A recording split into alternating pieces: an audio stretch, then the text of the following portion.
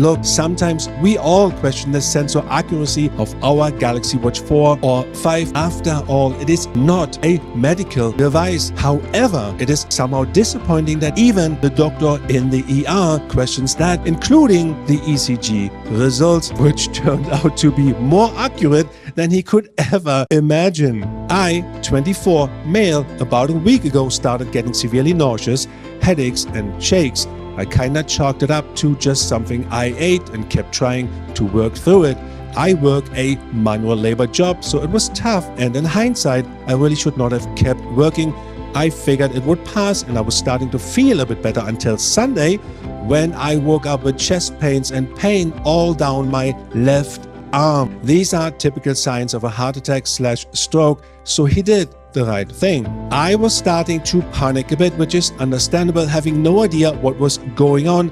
I had not done an ECG on my Galaxy Watch 5 before, and here he's saying he only got a smartwatch in February and the ECG function only just became available in Canada, so he did an ECG and it came up with AFib.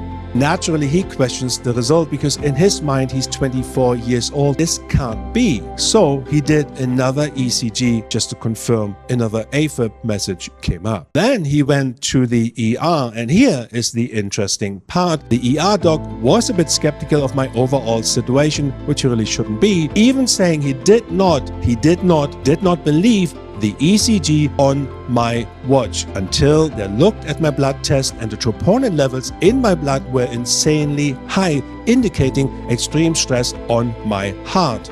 So at this point, the doctor in charge obviously decides what to do and what not to do. He decided not to do an ECG right away because he questions the accuracy and the results of the Galaxy Watch 5. Then they did an ECG. So they did the ECG after the blood test. Then they did an ECG at the ER, and it was showing signs of AFib 2. Ended up being sent to a cardiac hospital for a 3-night stay. The virus that caused my nausea earlier had spread to my heart, causing pericarditis. Not sure if I pronounced it right. My Galaxy Watch 5 was able to pick up on that and alert me to it. I will happily say that the watch paid for itself last Sunday. If he would not have checked the results on his Galaxy Watch 5, he says, I had taken a few painkillers and would have likely ignored the symptoms if it wasn't for my watch giving me those ECG results. Now the ECG results on the Galaxy Watch 5 versus the one in hospital. Also of interesting note, the ECG results taken at the hospital on my watch were damn near identical. Even